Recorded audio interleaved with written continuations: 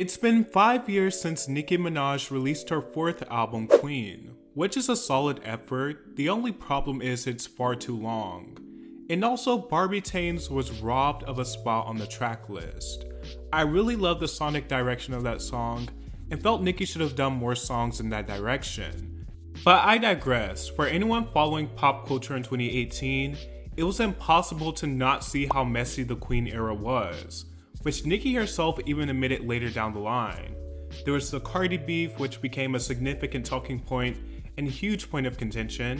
There was the confusing single releases, like for example, Nicki released Barbie Tings and Chun-Li together, and both of them had music videos.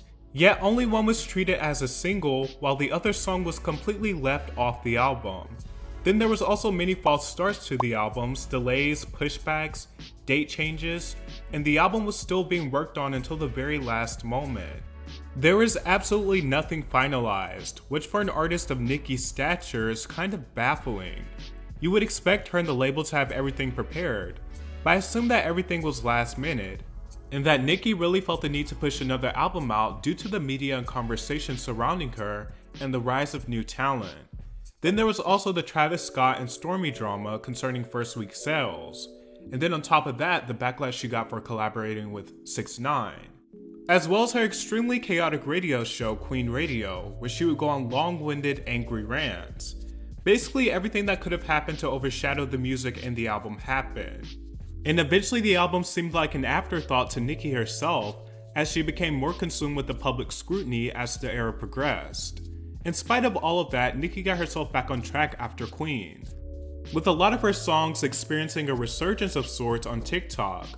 With her upcoming fifth album, there seems to be a lot of false starts as well.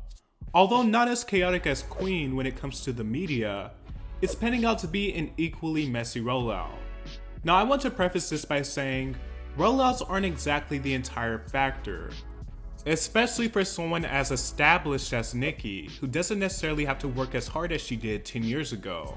Music also factors a lot into it.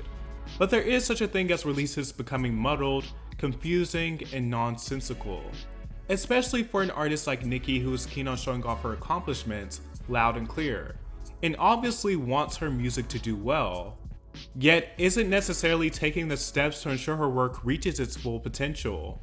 Nicki unofficially began this era in 2022, although it was unclear due to Nicki's choosiness over what to call a single, which ultimately highlights unsureness. First it was Do We Have a Problem and Bussin', which both had music videos.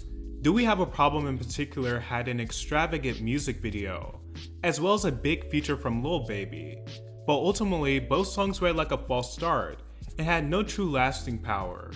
Super Freaky Girl, sampling the Rick James classic Super Freak, is the moment Nicki headed back into full force commercially, debuting at number 1, becoming her very first solo number 1 hit, and ultimately it held up as one of the biggest songs of the year.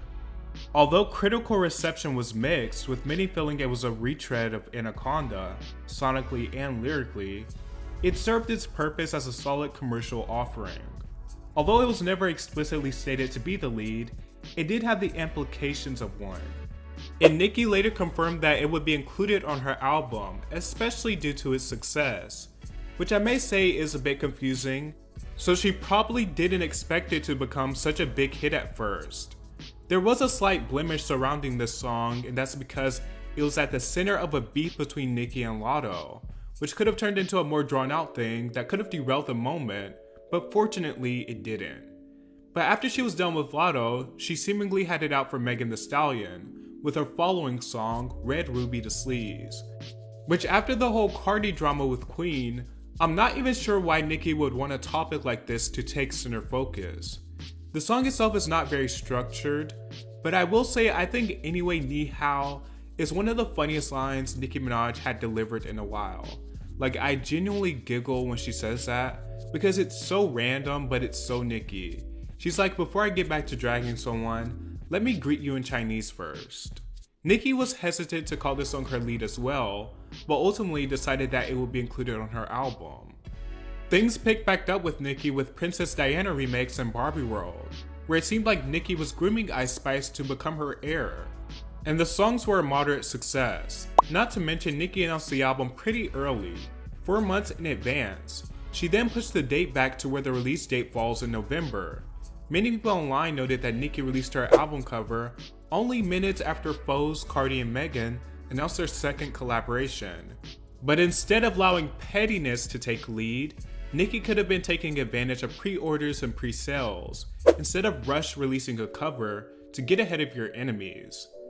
And that leads us to her most recent single, Last Time I Saw You, which is a Nicki singing song where she's doing this melancholic pop.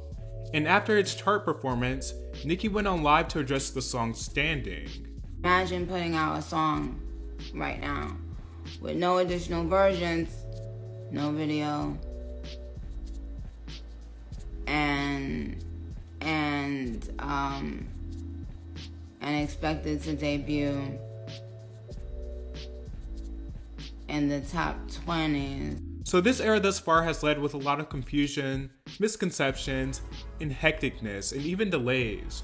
But I also get the sense that Nicki is kind of overplaying the long game.